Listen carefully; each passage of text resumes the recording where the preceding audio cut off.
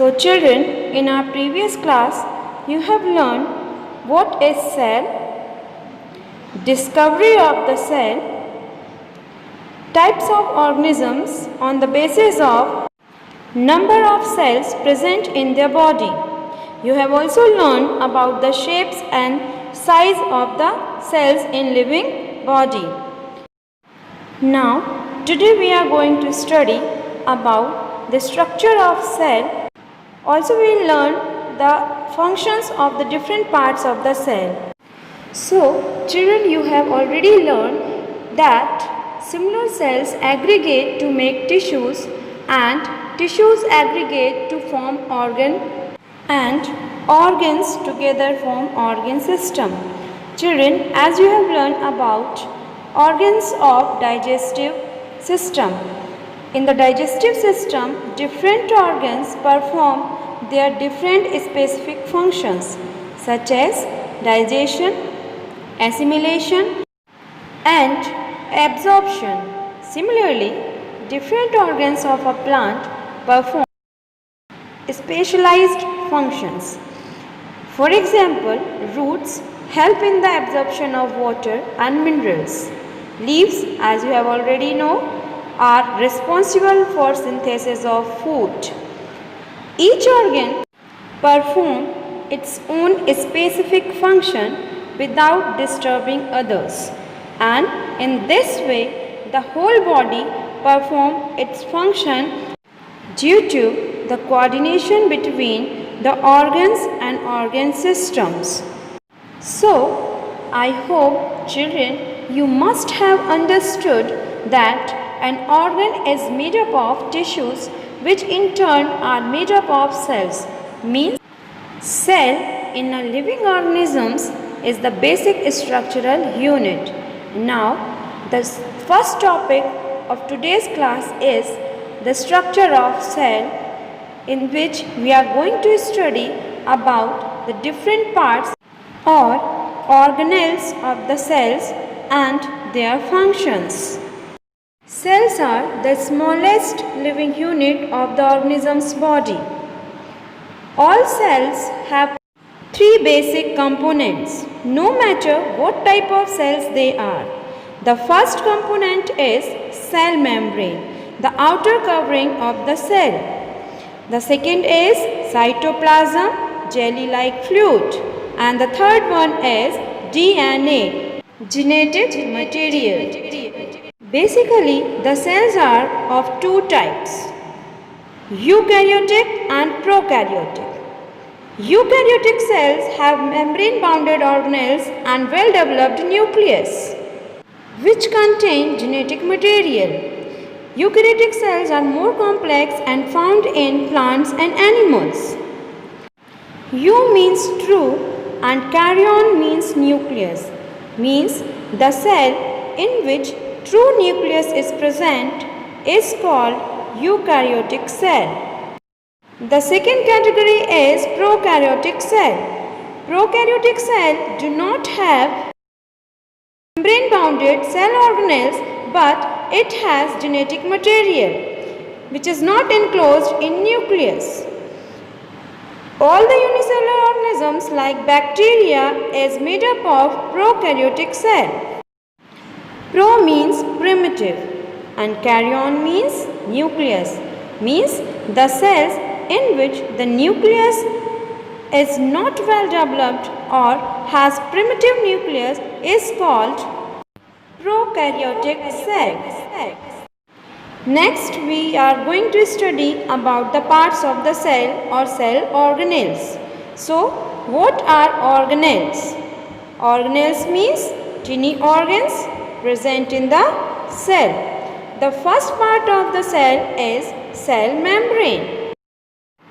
Children, what we do if somebody asks us to draw a cell? We first draw an outline. Then we start to fill other components. But this outline is not only an outline. This is a very important part of the cell as it performs various important functions. Cell membrane is also known as plasma membrane. Let's talk about the function of cell membrane. For this, we will compare the cell membrane with the wall of the house. Wall of the house protects us from heat, rain, wind and also from wild animals. In the same way, cell membrane protects the cell from its external environment. Cell membrane gives cells their unique structures and shapes. Cell membrane separates the cells from one another and also separates the components inside the cell from neighboring cells. Cell membrane is porous and allows the exchange of only specific substances between different cells and the environment. The property of the cell membrane of permitting only specific substances is called selective permeability, as the cell membrane is permeable only to few substances and hence it is semi-permeable. So, cell membrane is also called selective or semi-permeable membrane. To perform various specific functions, cell membrane has a specific structure. Cell membrane is made up of two layers of phospholipids and one layer of protein. Phospholipids are a special type of lipids which have a phosphate group attached to it. In order to observe the basic components of cell, let's perform one activity. For this activity, we'll take onion. Put a small piece of onion in first watch glass, water in second and saffron solution, that is a stain, in third, and again water in fourth watch glass. Remove the outer layer of the onion and with the help of forceps try to remove the epidermal layer of the onion from its inner part. Children, you can see this is the epidermal layer of the onion which is made up of living cell. We will use this epidermal layer to observe the plant living cell. Now keep this epidermal layer into a water to avoid it to dry. Now keep it in a saffron solution for 1 minute. Then to remove the extra stain, again keep it in a water for few seconds. Then remove the onion peel from the water and keep it on a slide. On the slide, put 1 or 2 drops of glycerin solution and then cover the slide with the cover slip.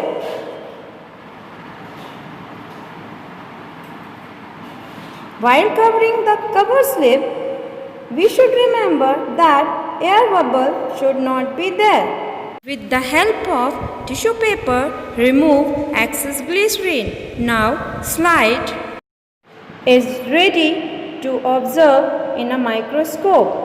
When we observe it in a microscope, we will see that onion peel is made up of small boxes, and we know, children, the small boxes in the living body is known as cell.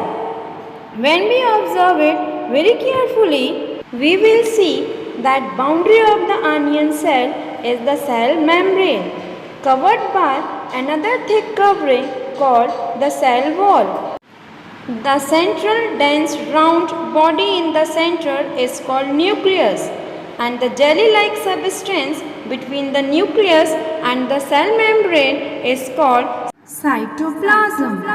So children, in this activity you have seen that in plant cells, in addition to the cell membrane, there is an outer thick layer is present which is called cell wall. Now, question arises, why do plants need cell wall? Cell wall is not only present in plants, it is also present in fungal cell and bacterial cells. Consider it. It's a warm, nice evening. Suddenly, the weather turns rough, rain, thunder, lightning. Now, what happened? Animals easily get shelter to hide themselves, but plant cannot, as they cannot move. So that's why they have cell wall to protect them from harsh external environment. As animals do not require cell wall. They have cell membrane. Cell membrane is good enough to protect animal cells from external environment. Cell wall provide rigidity to the cells. It also allows free movement of molecules in plant cells.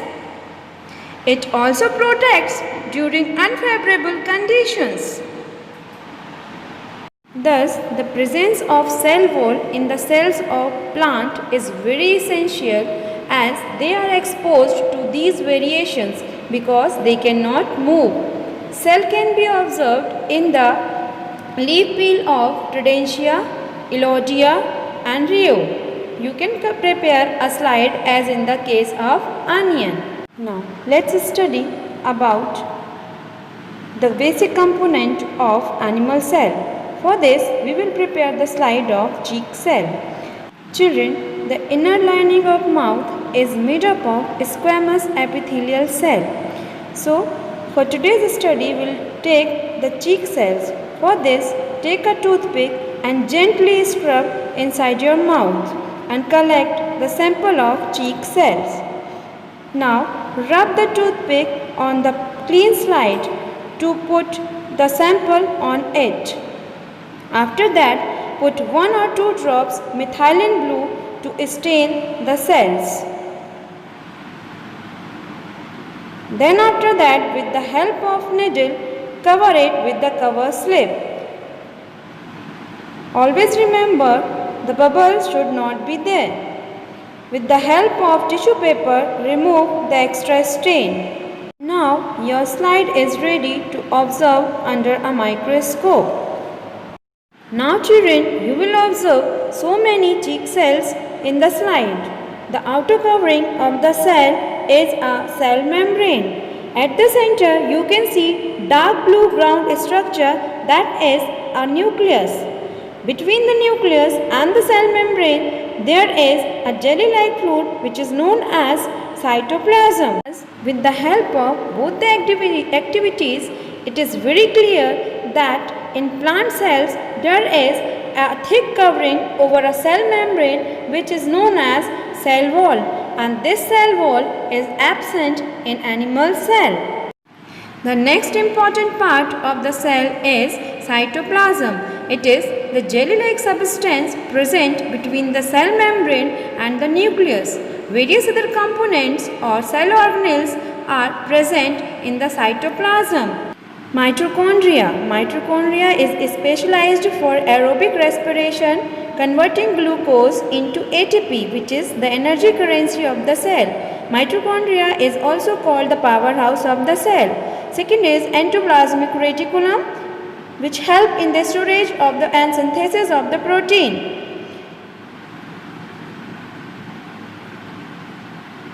Smooth endoplasmic reticulum make lipids.